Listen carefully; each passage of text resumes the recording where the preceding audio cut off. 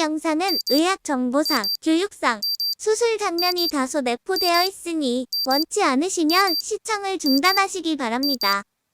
안녕하세요. 닥터 꼬집입니다. 과거에 신경치료 후에 크라운까지 진행을 했는데 갑자기 이 치아가 흔들린다? 그거는 굉장히 좋지 않은 신호고 환자분 입장에서는 이거 과거에 치료할 때 어렵게 했던 치아고 비용도 많이 들었던 치아인데 갑자기 흔들리네? 이거 어떡하지? 라고 이제 고민스러운 경우가 되게 많아요. 그런 경우에도 치아를 살리기 위한 노력들이 필요하기는 한데 이제 정확한 진단이 필요한데 그 진단을 그냥 단순히 엑스레이만으로 하기에는 어려워요. 그런 경우는 조심스럽게 흔들리는 그 치아의 보철물을 과거의 재료들을 걷어내고 남아있는 건전한 치질 양을 보고 치아를 뽑을지 말지를 갖다 결정을 하는 게 가장 정확하다라고 과거에도 제가 강조를 해드렸고 이게 굉장히 중요한 포인트거든요. 그래서 그 상태에서 이 치아 살릴 수 있습니까? 없습니까? 이거에 대한 답변 저는 못 해드립니다. 근데 그거를 제거를 하고 남아있는 치질 양이 만약에 긍정적이라고 하면은 누구보다 살릴 수 있는 치료에 대해서 드라이브를 할 거는 약속을 드릴 수 있습니다 라고 이제 환자분들께 설명을 드리고 치료를 하는 편입니다. 이 환자분 같은 경우에도 그런 비슷한 케이스인데 한번 꼬집어 보도록 하겠습니다. 신경치료한 치아는 정기검진이 중요합니다. 왜 그러냐면 신경을 이미 다 그 치아는 제거를 해놨기 때문에 신경치료한 치아는 안에가 다 썩어도 통증이 없어요. 통증이 없기 때문에 환자분들이 인지를 할 수가 없는 거예요. 그래서 뭔가 이상하다 싶어서 가게 되면은 안 좋은 결과, 한마디로 견적이 왕창 나오는 그런 사례가 나올 수밖에 없어요. 그래서 중요한 거는 신경치료한 치아, 크라운한 치아가 있다 그러면 정기적으로 치료를 받은 병원에 가서 체크업을 받는 게 굉장히 중요합니다. 근데 이제 이 환자분 같은 경우에도 신경치료한 요 크라운 부분이 갑자기 빠지려고 하는 거예요. 들썩들썩 하는 거예요.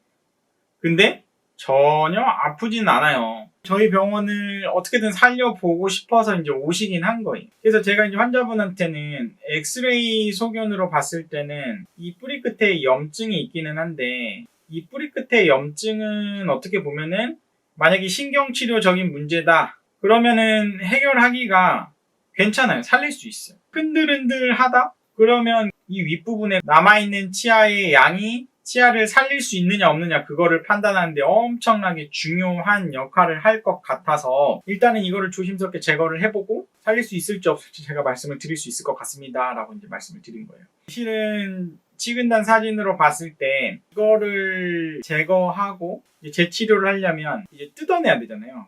철거합니다. 철거. 말 그대로 공사장 철거하는 것처럼 과거의 재료를 다 조심스럽게 제거를 하는데 제거하고 뿌리 부분에 크랙이 있거나 이 위쪽 부분에 남아있는 다 썩어가지고 남아있는 치아량이 너무 적으면 이 두 가지 경우는 발치를 해야 됩니다 라고 이제 말씀을 드리고 일단은 최대한 살려볼 텐데 이 두 가지의 경우면 어쩔 수 없습니다 라고 이제 말씀을 드리고 보철물 제거하고 재신경치료를 시도하기로 했는데 크랙이 존재하지 않을 때는 재신경치료에서 어떻게든 살려보겠고 아까 크라운이 윗부분의 상방에 존재하는 경우도 근데 이제 그 크랙이 있거나 잔존 치질량이 적게 남아있는 경우에는 발치직시 임플란트를 마취 된 김에 하시죠 라고 이제 말씀을 드린 거예요. 그래서 항상 이 두 가지 옵션을 갖고 이제 제거를 하는데 이게 흔들거리는 게 너무나 쉽게 이렇게 제거가 되는 거고 이 부분이 완전히 다 썩었어요. 그리고 주변 치질이 너무 거의 없이 너무 얇게 있기 때문에 이게 부러지니까 흔들린 거죠. 그러고 난 다음에 이 부분이 충치가 있는 거죠.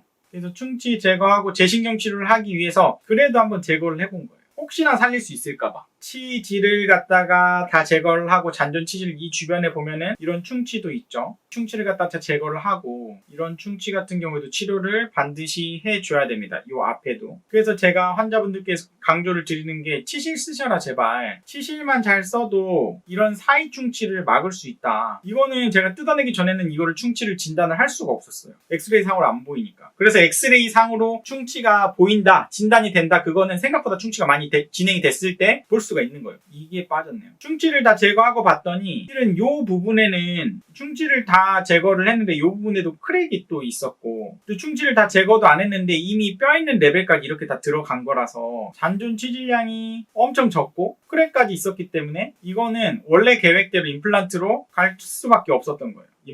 임플란트로 가기 위해서 항상 이런 모의 시술을 하고 진행을 하거든요. 그래서 이 부분에 임플란트를 할 때는 이게 신경관이 지나가기 때문에 이 신경관을 건드리게 되면은 이제 하치조 신경이 이제 손상이 되는 거기 때문에 안 되고, 근데 이 부분은 이제 신경관이 여기에 지나가기 때문에 실은 임플란트 할 때 상당히 많이 떨어뜨리고 할 거기 때문에 신경 손상이 올 가능성은 거의 없는 거고, 이 치아 뿌리를 제거하고 이 남아있는 뼈에서 임플란트 고정력을 얻어서 발치 직시 임플란트를 하겠다라고 말씀을 드린 거예요. 그래서 이걸 다 쪼개가지고 치아가 쪼개서 차근차근 뽑은 거예요. 왜냐면 잔존 뼈를 보존하기 위해서. 잔존뼈를 보존을 해야 그 뼈에서 임플란트 고정력, 임플란트 초기 고정력을 얻을 수가 있거든요. 그래서 잔존뼈를 이제는 발치 진단이 확실하니까 이거는 다 쪼개버려도 상관없는 거예요. 하지만 잔존뼈가 같이 제거가 되면 임플란트를 할 때 불리하다. 그래서 잔존뼈 요 중간에 있는 요 뼈를 보존을 하는 게 굉장히 중요한 거예요. 잔존뼈를. 그래서 이 잔존뼈를 갖다가 보존을 하고 이제 치아 발치하고 염증을 다 제거를 하고 그 다음에 잔존뼈에서 임플란트 고정을 얻기 위해서 드릴링을 조심스럽게 해서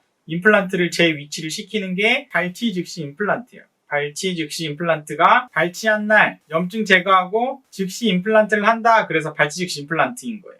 발치 즉시 임플란트가 고정력이 우수하게 나왔어요. 근데 이걸 하는 게 테크닉이 있는 의사 선생님들은 괜찮아 하는데 테크닉이 없는 선생님들은 되게 이거에 대해서 부정적으로 아직도 생각을 하시는 것 같아요. 그래서 어쨌든 고정력이 너무너무 잘 나와서 실은 뼈 이식하고 2차 수술까지 한 거예요. 2차 수술까지. 왜냐면 아래 턱뼈 같은 경우는 뼈가 굉장히 단단한 편이고 2차 수술까지 고정력이 30N 이상이 얻어졌기 때문에 이런 고정력이 얻어졌는데 나중에 또 칼을 한 번 더 댈 필요가 없는 거예요. 그래서 1, 2차 수술을 한꺼번에 다 끝낸 거고 이 멤브레인 쳐가지고 이렇게 꿰매놓은 거예요. 그래서 이렇게 하면은 이제 실밥 뽑고 기다리는 거예요. 기다렸다가 뽐만 뜨면 보철물이 완성이 되는 거예요. 그러니까 환자는 치아 발치하는 날 염증 제거하고 임플란트 들어가고 뼈 이식하는 것까지 다 끝난 거예요. 한 번에. 그래서 제가 발치 즉시 임플란트가 굉장히 환자한테 장점이 있다라고 과거 영상들을 많이 올려드렸거든요. 그래서 임플란트를 하셔야 되는 분들 같은 경우에는 이게 발치 즉시 임플란트가 가능한 케이스인가 이거에 대해서 고민을 해볼 필요가 있고, 발치 즉시 임플란트가 가능하다 그러면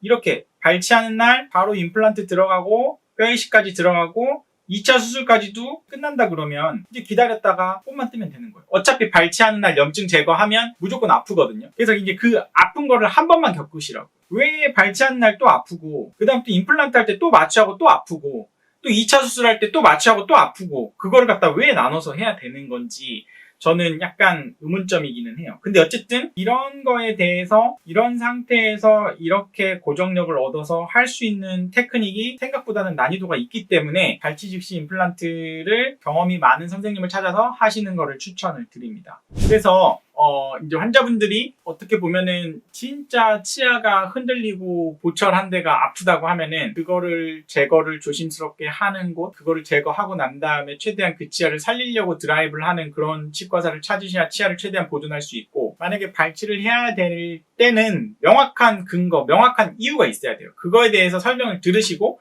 환자가 납득이 간다 그러면 발치를 하는데, 발치를 할 때는 발치 즉시 임플란트가 가능하면 임플란트까지 진행을 하면 환자가 덜 아프고 더 빨리 끝낼 수 있다. 그렇게 정리할 수 있을 것 같습니다. 이 영상이 도움이 되셨다고 하시면 닥터고집 치과 DM 좋아요, 구독 꼭 요청드립니다. 강의 들으시다가 궁금한 점 있으시면 그 댓글에 대한 답변은 마이덴TV에서 해드리겠습니다. 마이덴TV도 좋아요, 구독 꼭 요청드립니다. 감사합니다.